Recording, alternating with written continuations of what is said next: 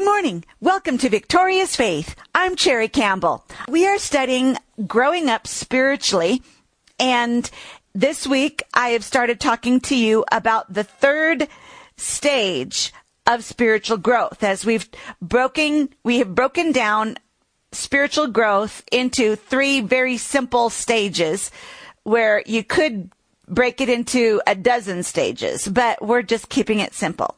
And the third stage of spiritual growth is spiritual adulthood, spiritual maturity.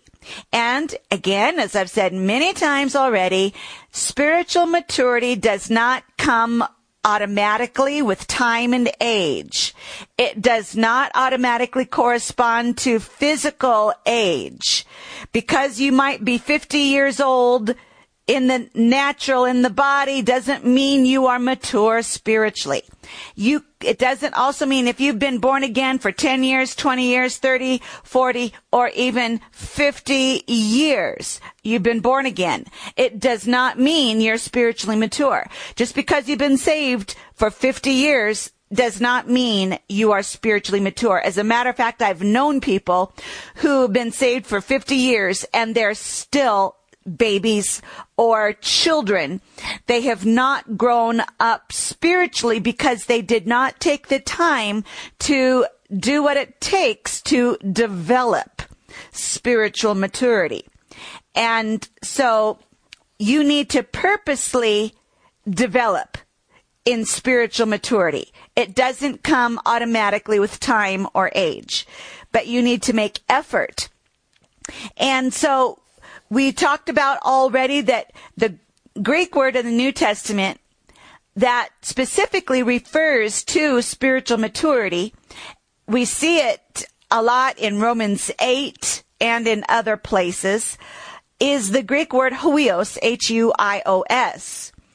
And it stresses the dignity of relationship to the Father, and it's the dignity of an adult son speaking with his father, the father looking at the adult son as an adult. So the father recognizes the son as an adult, and there's a dignity in their relationship because the son is adult, he is mature, and it especially then refers to the likeness of the son to the father. The son has become like his father. It represents likeness to his character, especially becoming the very image of the Father and having the very likeness of the Father, being like the Father. And that's the Greek word huios, H-U-I-O-S. And then yesterday, I just began starting with you talking about some of the characteristics of a spiritually mature adult, mature Christian. And of course, it's going to be pretty much the opposite of the characteristics of a baby. And so let's just look at these again, and we'll go over them again, one by one. But in general, it means that just like we said, a child thinks like a child. Remember, Paul wrote in 1 Corinthians chapter 13, verse 11, "When I was a child, I talked like a child, I thought like a child, I reasoned like a child. But when I became a man, I put childish ways behind me," or I put away childish things. I put away childish things. And that's in 1 Corinthians 13, the great love chapter. So we see that a child thinks like a child, talks like a child, and acts like a child. And we spent 5 days talking about the way children talk and think and act. Children complain, children grumble, and that's just one of the things we talked about. Well, the mature Christian then puts away childish things and acts like a mature adult. And one of the very primary characteristics of a mature Christian is a mature Christian walks in love. walks in love. And here we see in 1 Corinthians 13, Paul said, when I became a man, I put away childish things. Well, most Christians recognize 1 Corinthians 13 as the love chapter. As the love chapter. And Paul writes about love, and I'm going to read those scriptures to you in just a moment.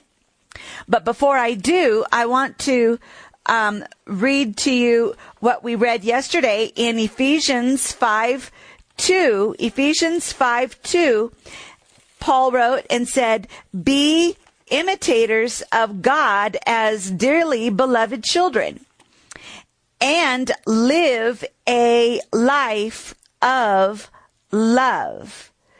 Live a life of love, just as Christ loved us and gave himself up for us. So being an imitator of God is living a life of love, just as Christ loved us and gave himself up for us. And John 15:13 we read says, "Greater love has no one than this, that he lay down his life for his friends." And so love is unselfishness. Love is selflessness. Hallelujah. And of course, the flesh thinks, well, if I walk in love and I'm selfless, then I won't get what I need. And I won't get what I want. Well, that's not correct, because love never fails. Back to 1 Corinthians 13, love never fails. Love never fails. In verse 8, 1 Corinthians 13:8, love never fails. You see, love is actually a spiritual weapon. It's a spiritual force. Remember how Jesus could not be defeated, and they could not take his life from him until he laid it down. Now, I went into detail on that when we taught about the resurrection, the death, burial, and resurrection. We talked about Resurrection Week. Jesus was always in control. And we talked about it again when we talked about how to live and not die. How to live and not die. And Jesus said in John 17, and I hope you remembered these verses, John 17, verses 17 and 18, "No one takes my life from me. I have authority to lay it down and authority to take it up again. No one takes it from me." Jesus walked in love, and by walking in love, he was always in control. It's when you yield to flesh, which is selfishness and pride, you lose control. You lose control over the situation when you get in the flesh. But you maintain control over the situation when you stay in love. So that is why love never fails. Love is a weapon that, as long as you walk in love with others, in every situation, in every conversation, every discussion, that you walk in love, as long as you stay in love, you stay in control. But as soon as you get out of love and get in selfishness, pride, greed, then you automatically lose control. And you've lost control, you've lost authority over the situation, and then you become a victim instead of the victor. Love makes you the victor. And no one could take Jesus' life from him because he walked in love. And I want to remind you about John the Apostle John, one of the 12, who wrote the Gospel of John and the letters of John. And he is nicknamed John the Beloved. And if you read the Gospel of John, John refers to himself as the one the Lord loves. Remember that? At the table, at the Last Supper, he laid his head on the Lord's chest, And he said, the one the Lord loves. John wrote, even in the letters of John, 1 John, about love. He talked a lot about love. He had a revelation of love more than any of the other 12 of the 12. And history records they tried to kill John, but they couldn't. History records that the Roman emperor, I believe it was Nero at the time even, tried to boil John in oil, in a big pot of oil. Put him in oil. And he didn't die. It was like Daniel in the lion's den. It was like Shadrach, Meshach, and Abednego in the fiery furnace. And Shadrach, Meshach, and Abednego came out of the fiery furnace without even the smell of smoke. It was the same with John the Beloved. John the Beloved was thrown in a pot of oil to be boiled to death. A boiling pot. And he didn't die. He didn't even get singed. They pulled him out unharmed, unsinged, without any hurt on his body at all. And because they couldn't kill him, they tried to kill him and they couldn't. That's why they banished him to the Isle of Patmos, where he then had the revelation of Jesus Christ that is recorded in the book of Revelation. He got the book of Revelation while he was on the Isle of Patmos. But why was he on the Isle of Patmos? Because they couldn't kill him. They tried to kill him. They tried to martyr him, and he wouldn't die, so they had to banish him. Because he had a revelation of love. He walked in love, therefore he maintained his authority. And remember, someone else who had a revelation of love was Paul. Paul wrote 1 Corinthians 13. And let's go ahead and read it. 1 Corinthians 13. If I speak in the tongues of men and of angels, but have not love, I am only a resounding gong or a clanging cymbal. So it doesn't matter if you can pray in tongues. If you don't have love, you're making noise. That's all it is making noise. Verse 2. If I have the gift of prophecy and can fathom all mysteries and all knowledge, and if I have faith that can move mountains. So here's the gift of the gifts of the Spirit.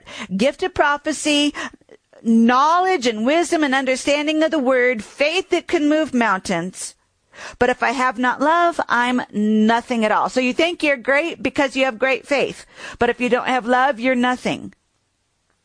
You think you're great because you have great knowledge. But if you don't have love, you're nothing. Verse 3, if I give all I possess to the poor and surrender my body to the flames to be burned, but have not love, I gain nothing. So you give sacrificially. So what? If you don't have love, it's nothing.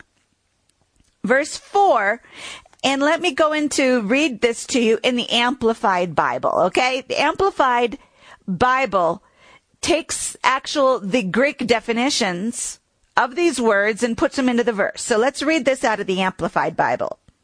Verse 4, 1 Corinthians 13:4, Amplified Version. Love endures long and is patient and kind. Love never is envious, nor boils over with jealousy. So there's a lot of pride mixed with jealousy. Is not boastful or vainglorious, does not display itself haughtily. So right there we see pride, boastful, vainglorious, haughty. Those are all characteristics of pride. Verse 5, it is not conceited, arrogant, and inflated with pride. There's pride again. It is not rude or unmannerly and does not act unbecomingly. Love, and God's love in us, does not insist on its own rights or its own way. There is unselfishness, not being selfish, because selfishness demands your rights and demands your way. Selfishness demands your way. So love does not insist on its own rights, does not insist on its own way, for it is not self-seeking or selfish. So there is the selfishness part of the sinful flesh nature. Pride and selfishness, the two main characteristics of the sinful nature. Love is the opposite. Love is not proud, it is humble. Love is not selfish, it is unselfish. Love is not self-seeking. And it goes on to say, love is not touchy. So are you easily irritated? Are you easily offended? Are you easily angered? Are you touchy and just people have to really be careful around you? Love is not touchy. Love is not fretful or resentful. So there is no fear or resentment or offense. Love takes no account of the evil done to it. It pays no attention to a suffered wrong. Or as another translation, it keeps no record of wrong. Okay, love forgives and does not hold offenses. Love forgives and does not hold offenses. Verse 6, love does not rejoice at injustice and unrighteousness. Do you gloat when somebody else that you don't like gets punished? They got what they deserve. If you gloat over that, that's not love. But rejoices when right and truth prevail. Verse 7, love bears up under anything and everything that comes, is ever ready to believe the best of every person. Do you believe the best of every person, or do you easily think negatively and bad about people? And if somebody else says something negative or bad about a person, do you just side in with them and agree and go, yeah, you're right? Or do you take a stand and say, I'm not going to think that way about that person. I am not going to think those bad things. And do you stand up for a person who is being accused or talked bad about? Love is always ready to believe the best. Remember, love does not slander, does not speak evil, but neither does it listen to somebody else who is slandering. You know, you can have people around you who are slandering or who are talking negatively about another person. So-and-so does this, and they're like this, they're lazy, they're no good, or they're this or that, and just negative comments. And if you just kind of hem-haw around even and kind of agree, yeah, they're not very good like that. If you agree with that, then you are not walking in love. Because love will stand up for the person and defend the person and find what is good about that person and speak the best of that person always. Love is always ready to believe the best of every person. Always ready to believe the best of every person. I want to tell a quick story. I remember one of my spiritual fathers is Kenneth Hagin, who is now gone to heaven. And he's a man who always walked in love. He, as far as I know, his testimonies and his witness with other people was that he did not ever say anything bad about anyone. People who knew him, who were close to him, and I wasn't a personal acquaintance, but those who were personal and close said he never spoke bad about anybody. As a matter of fact, when he heard other people talking bad about someone, he would come to that other person's defense.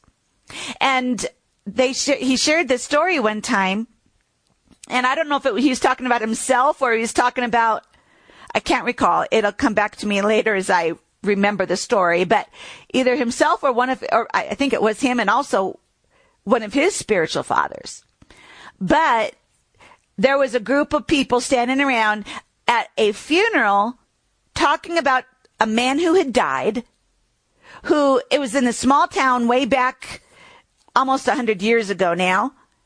And it's small town atmosphere, so everybody knew everybody. But this one man who had died was just the town grump and the town drunk, and nobody liked him. He was just pretty much of an ugly type personality.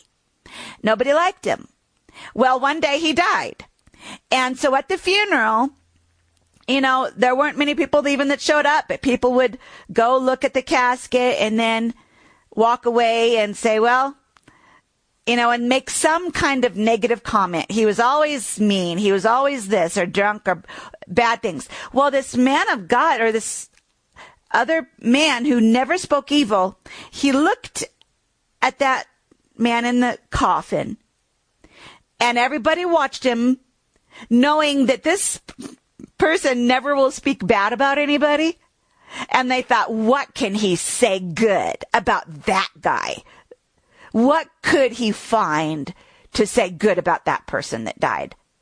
And so everybody's watching him to wonder what he's going to say. And this man said, he could whistle well. You see, he found something. He could whistle. He was a good whistler. So out of all the negative characteristics about this man who had died, and everybody was talking about him and everything bad about him, and then they wondered, now what is this guy going to find good to say? He found something good. He found something good to say about the man that died by saying, well, he was a good whistler. He could whistle good. I mean, he found something. Everybody has something good you can say about them. And walking in love means you are always looking for the good.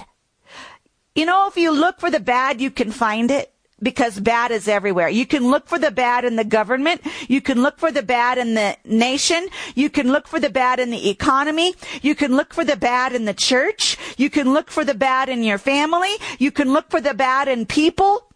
If you look for bad, you will always find it, because there is something bad everywhere, yes. But you can also look for the good, and you can always find something that is good. You have to make a choice. It's a choice. Am I going to see the bad, or am I going to see the good? And if everybody around you is talking the bad, you should be the one person that speaks up and tells the good. Gives the good side, gives the good aspects of what is being talked about, the person being talked about. You should always be the one proclaiming good news. How beautiful are the feet of those who bring good news, not bad, good reports, not bad reports. Blessed and beautiful are the feet, and let's say also the lips, are the lips of those who will always bring a good report about anybody, about everybody. So love is always ready to believe the best of every person, to say the good and believe the good about everyone. And let me finish verse 7. Then in 1 Corinthians 13, its hopes are fadeless under all circumstances, and it endures everything without weakening. And then verse 8, love never fails. Love is a spiritual force and a spiritual weapon. God is love, and God cannot be defeated. Jesus was love, and Jesus could not be defeated. Well, let me remind you first, John, the beloved, walked in love. He couldn't be martyred. And then Paul wrote 1 Corinthians 13. And let me remind you, we talked about him. He faced death again and again. He was stoned, he was shipwrecked, and he wouldn't die. He wouldn't die till he said, I finished the race. Now I'm ready to go. And he gave up his life just like Jesus did. You can stay in control of your life and your situations only as long as you stay in love. And as soon as you get out of love, you are losing control over your situations. Why? Because you are yielding to Satan.